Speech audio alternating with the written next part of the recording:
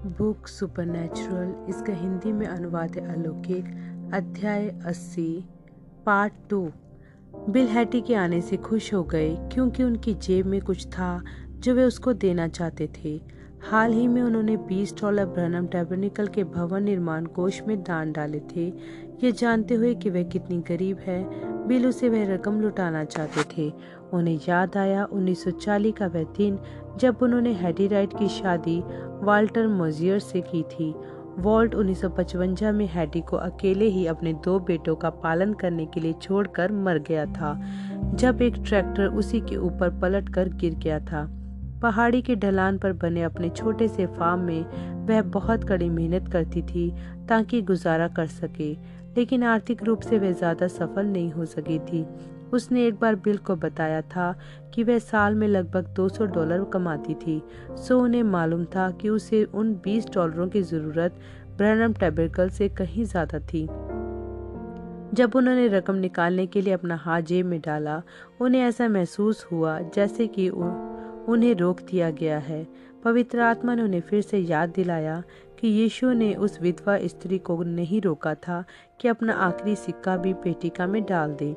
Bill ने रकम को अपनी जेब में ही इस विश्वास के साथ छोड़ दिया कि खुदा ही हैटी मोजियर को स्वयं अपने ही समय में और स्वयं अपने ही तरीके से पुरस्कृत करेंगे। 9 लोग राइट परिवार के किचन में दोपहर का भोजन खाने के लिए मेज पर बैठ गए। बैक्स और डेविड वुड, जॉर्ज मूल्ड, शेल्बी और एडिथ राइट, ओविल और काई मोजियर, हैटी के 13 साल से बड़े लड़के और बिल। हैटी एक सरकंडे की कुर्सी पर बैठ गई जो किचन के काउंटर के पास थी। लगभग 1 बजे बिल ने चेरी पाई का टुकड़ा, जो कि सोरगम की चाशनी से लबालब था, खाकर समाप्त किया। अपनी प्लेट को पीछे सरकाते हुए वह कुछ घंटों तक खुदा की चीजों के बारे में बातें करते रहे।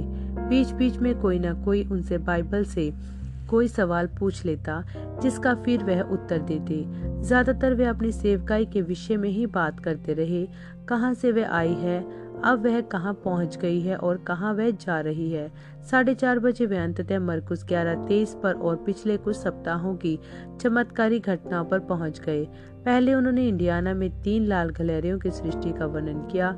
फिर उन्होंने उन 4 स्लेटी गिलहरियों की सृष्टि का वृत्तांत बताया जो केंटकी में हुई थी। बिल ने पूछा, क्या हुआ हो सकता है? भाई जॉर्ज, आपकी उम्र अब 70 से पर्याप्त ऊपर है और आप जीवन भर गिलहरियों का शिकार करते आए हैं। भाई शेल्बी, आप तो गिलहरियों के एक दक्ष शिकारी हैं। भाई बैक्स, उसी तरह आप भी हैं। क्या आपने कभी भी किसी गिलहरी को गुलर के पेड़ में या फिर बबूल की झाड़ी में कभी देखा है? उनमें से किसी ने भी कभी नहीं देखा था, ना ही मैंने, और मैं गिलहरियों का शिकार तब से करता आ रहा हूँ जब लड़का ही था। मैंने इसके विषय में बहुत सोचा और यह कि अपने बेटे इजहाक को मोरिया पर्वत पर ले जा और प्रभु के सामने बलिदान करके चढ़ा दे। अब्राहम ने आज्ञा मानी, जबकि खुदा ने उससे पहले यह कहा था कि इजहाक उसका वारिस होगा। पर्वत के ऊपर अब्राहम ने पत्थरों से एक वेदी बनाई और इजहाक को मारने के लिए छुरा उठाया ही था कि प्रभु के दूत ने उसे यह कहते हुए रोक दिया, अब मैं जानता हूँ कि तू खुदा से डरता है, क्योंकि तूने अपना इकलौता बेटा भी मुझे चढ़ाने से नहीं रख छोड़ा है। निश्चय ही यह घटना चक्र उस महान कथा की पूर्व छाया दे रहा था, जिसमें खुदा पिता अपने बेटे यीशु को कलवरी पर बलिदान चढ़ाने जा रहे थे। अब्राहम को फिर भी मोरिया पर्वत पर एक बलिदान की जरूरत तो थी ही। जब उसने आसपास निगाह दौड़ाई, उसने देखा एक मेढ़ा है जो कुछ झाड़ियों में फंसा हुआ था। अब मैं आपसे कुछ पूछना चाहता हूँ, वह मेढ़ा कहाँ से आया था? जब अब्राहम वेदी बना रहा था, तब वह पहाड़ की चोटी पर चारों ओर से पत्थरों को उठाकर लाया था, और वह मेढ़ा तब तो वहाँ पर नहीं था। वह आखिर अचानक से वहाँ कैसे पहुँच गया था? यह है वह जो मैं सोचता हूँ। स्वयं अपने सवाल का उत्तर देते हुए बिल जारी रहे। खुदा के गुण विशेषों में से एक है यहोवा यिरे, जिसका मतलब है खुदा की ही उपाय प्रदान करेंगे। अब्राहम को एक बलिदान की जरूरत थी, सो खुदा ने तो बस बोल कर एक मेढ़ा उत्पन्न कर दिया था। वह कोई दर्शन नहीं था, वह असली था। अब्राहम ने उसे मारा और उसका खून वेदी पर उड़ेला। खुदा आज भी वही यहोवा जिरे हैं। वह मुझे मरकुस 11:23 में दिए अपने वायदे को समझाने की कोशिश कर रहे थे। मुझे उसे समझाने में परेशानी हो रही थी, सो उन्होंने बस मुझे साधारणता से दिखा दिया कि वह कैसे काम करता है। पहले इंडियाना में, फिर केंटकी में मुझे गिलहरियों की जरूरत थी, सो उसने गिलहरियों की सृष्टि कर दी। वे दर्शन नहीं थे, मैंने उन्हें गोली मारी और फिर खा भी लिया। वे असली गिलहरियां थी। यदि वह एक मेढ़े को बोलकर अब्राहम के लिए असिता में ला सकता था, तो फिर वह मेरे लिए गिलहरियों को बोलकर सृष्टि कर सकता था, क्योंकि वह दोनों का ही सृष्टि करता है। पूरी दोपहर हैटी मोजियर झुंड के किनारे पर बैठे हुए चुपचाप सुनती रही थी। जब बिल ने सबको अपना निष्कर्ष बताया, हैटी ने कहा, भाई ब्रनम, यह कुछ और नहीं बल्कि सत्य है। अचानक से खुदा का आत्मा किचन में आ गया, जिसके कारण बिल तुरंत खड़े हो गए। उनकी देह फिर से उसी अभिषेक के द्वारा आवेशित हो गई जो उन्हें जंगल में महसूस हुई थी जब उन्होंने गिलहरियों को बोलकर उत्पन्न किया था। स्पष्ट रीति से उन्होंने उसी आवाज को यह कहते हुए सुना, हैटी से कहो कि वह जो चाहे मांग ले और फिर तुम उसे बोलकर असितब में ले आना। बहन हैटी, बिल ने कहा, आपको प्रभु की निगाह में अनुग्रह मिल गया है, क्योंकि आपने एक सही बात बोली है। खुदा ने मुझसे कहा है कि आपसे कहूँ, जो चाहती हो वह मांग लो और वह आपको उसे दे देंगे। हैटी के हाथ तेजी से अपने गालों से चिपक गए। भुचक्की और थोड़ी सी ज्यादा भ्रमित होकर, भाई ब्रनम, आपका क्या मतलब है? स्वर्ग के खुदा तुम्हें दिखाने जा रहे हैं कि मरकुस 11:23 उतना ही सत्य है जितना कि उनका बाकी का वचन। जो कुछ भी तुम्हारे हृदय की अभिलाषा हो मांग लो और वे उसे यहीं पर उत्पन्न कर देंगे, ठीक अभी। वह घबरा कर इधर उधर देखने लगी। मैं क्या मांगू? बिल ने सलाह दी, तुम निर्धन हो, तुम खुदा से पर्याप्त धन मांग सकती हो कि एक बड़ा फार्म या एक नया घर बना सको। तुम कुछ ऐसा मांग सकती हो जिससे तुम्हारा माता पिता को मदद हो, वह बूढ़े हैं। तुम खुदा से उन्हें फिर से जवान करने को मांग सकती हो। या तुम्हारी बहन इडिथ का क्या? वह 37 वर्ष से अपाहिज है, उसकी चंगाई मांग लो और वह उसे मिल जाएगी। खुदा से जो चाहो मांग लो, और यदि वह अभी के अभी ना हो जाए तो फिर कभी मेरा विश्वास मत करना।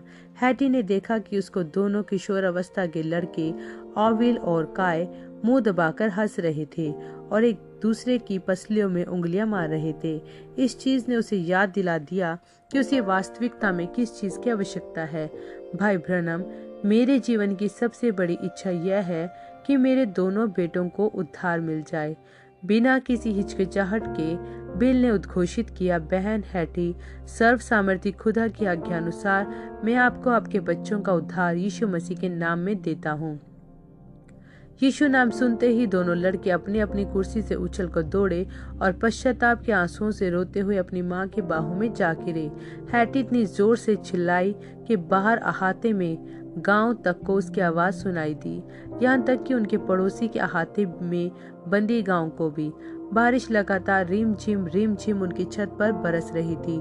चूंकि हैटी के ट्रैक्टर में कैबिन बैठने की ढकी हुई जगह नहीं थी, शेल्बी अपनी बहन को अपनी कार से छोड़ने जाना चाहते थे। हैटी ने अपने बेटों के साथ ट्रैक्टर पर ही घर जाना चुना। उस पूरे हफ्ते वह बहुत अच्छा महसूस करती रही। उसे लग रहा था कि उसके पैर हवा में पड़ रहे थे। जब रविवार आया, ऑविल और कोयमोजियर ब्रहनम टैबरनेकल आए और प्रभु यीशु मसीह के नाम में बपतिस्मा लिया। बिल पुलपिट के पीछे खड़े हुए और अपनी मंडली को बताया कि कैसे खुदा ने लगातार 7 बार गिलहरियों की सृष्टि की और उसके बारे में भी जो राइट परिवार के फार्म पर हुआ था। उन्होंने यह कहकर समाप्त किया कि ताकि आप लोग यह जान लो कि मैंने सत्य बताया है। बहन हैटी, क्या आप खड़ी हो जाएंगी? यह है वह नन्ही सी स्त्री जिसके साथ वह चमत्कार घटित हुआ है।